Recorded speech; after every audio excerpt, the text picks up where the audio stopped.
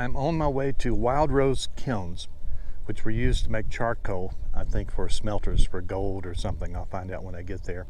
It's in the 60s, and a few minutes ago I was at 50 feet and in the high 80s. I love how quickly you can go from very hot to very nice in just a few minutes by gaining elevation. Holy friggin' cow. 50 miles of paved road, and then the last 2 miles they want to make it a 4x4 off-road adventure. Maybe they ran out of money paving, I don't know, but that was a little marginal. I'll show you on the way back out. But I made it. Wild Rose Charcoal Kilns. Built in 1877, they produced charcoal for the Murdoch Mine Smelter about 20 miles to the west. Workers filled the stone kilns with pinon, I guess that's how you pronounce it, pinon, pine logs, and fired them. The burning, which reduced the wood to charcoal, took 6 to 8 days. Cooling took another 5 days. They closed after only 3 years, but they still smell of creosote inside. Because of their brief life and remote location, these may be the best preserved examples of charcoal kilns in the West.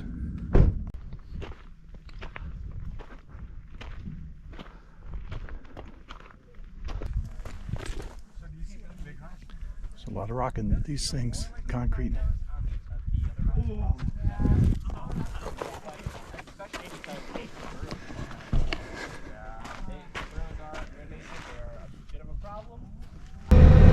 This is about at the limits of what I'm okay with. I don't mind a gravel road at all, but this has been recently graded, and so there's lots of deep, soft gravel, dirt, big rocks in the road. Well, big to me on a Golden Wing. Lori would not have ridden this with me. She would have gotten off the wall both ways. Or said, nope, we're not going there. Which might have been the right call today. So this is some beautiful scenery, but I definitely do not want to do that again on the Gold Wing. That was pretty tough. Wow.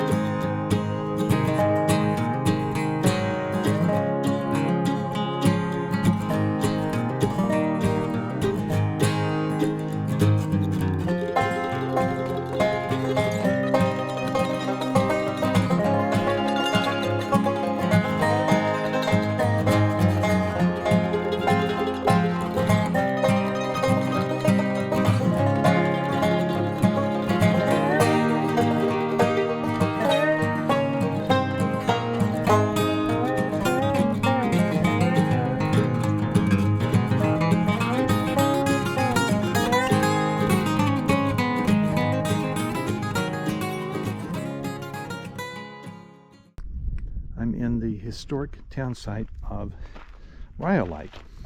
I think I pronounced that correctly. A typical mining town, had a boom time and then went bust.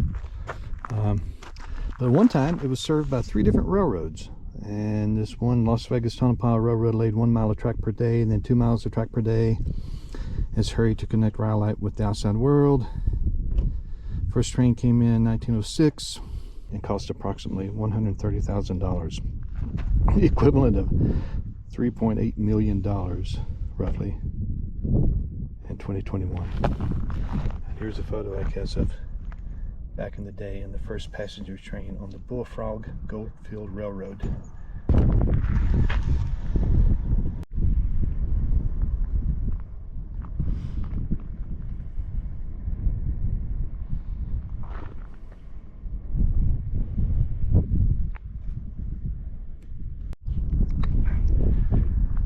This is the Cook Bank Building. It's one of the most photographed ruins in Nevada. Opened in 1905. Of the 4 banks in Rhyolite, the Cook Bank Building was by far the finest. Built of poured concrete, 3 stories tall, had a basement, the house of post office. Finished with marble staircases and mahogany accents. Had electric lights and indoor plumbing. Opened less than 2 years. There was a financial crisis in 1907. By 1910, bank was closed, and John Cook has sold off all the fixtures and has appeared in a whole bunch of movies. And here is a picture of how it looked back in the day in 1908. Wow, I even see power lines. Is it power? Telephone? I'm not sure what it is, but it was a nice looking building back in the day. Another angle of the bank building. This is the Porter Brothers store, and it says HD and LD Porter, 1906.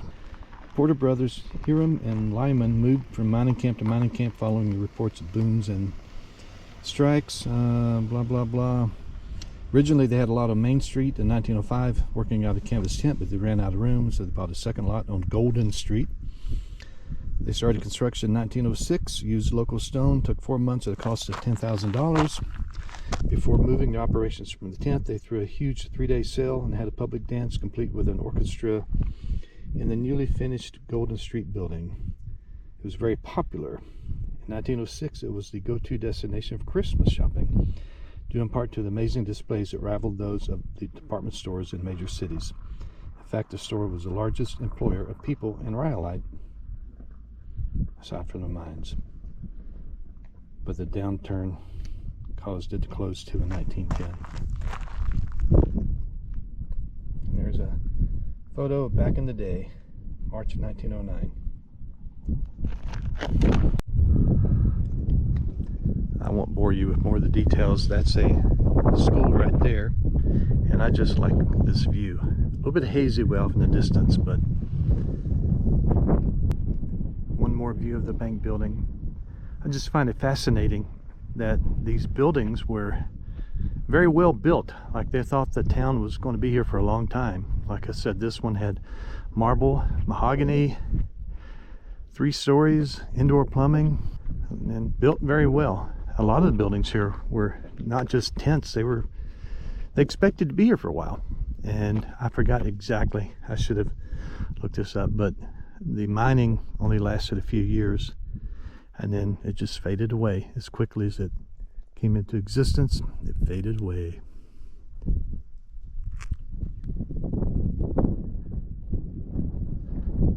So a viewer left a comment on one of my videos wanting to know what type of mount I'm using for my phone. I'm a big believer in the RAM mount system, so this is a RAM mount, and specifically it's a quick grip, and I like it because it's very secure. I feel really good when I'm using it. Top springs up, and that's it. So you have a grip at the top that's spring loaded at the bottom, and you have 2 fingers on each side, and they are adjustable for the height of your phone. Yeah, these 2 can go up there, but I have great confidence in this. I've never had a problem, and it just feels really secure when it's in there. I use this for my Garmin GPS. I like my Garmin, and I've got the biggest one that they make, and the X grip that I had before for a smaller Garmin would not work with this larger one. So this is a slightly different X grip than I've had before, you know, because of these guys if you go looking for it, and this holds the Garmin really well. There we go. And then this is more RAM mount stuff. This is where I mount my GoPro most of the time. And the thing that really makes all this work is I've got a couple of USB outlets, powered outlets, one on both sides, so I can charge up the phone if I need to, and I actually power the GPS from this guy, and I've got a cigarette lighter outlet here also. And the final thing that is magic, this is the plug for my heated jacket. That thing has changed my life. So to wrap up my little visit to Rhyolite, I wanted to visit this art structure. Laurie is the artsy-fartsy one, and Most art I don't understand, but sometimes I see something that I like, and this one I do. I don't know what it's called. I'll have to find a plaque or something, but I think it's pretty neat. And the lighting may be all wrong, but it's like ghostly figures, like shells of people and figures. But I just think that they're neat.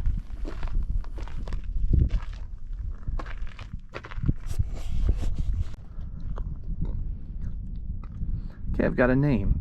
It's called The Last Supper. And if you look at them, they're groups of 3. 3, 6, a single one in the middle, I guess that would be Jesus, 9, 12. Pretty neat.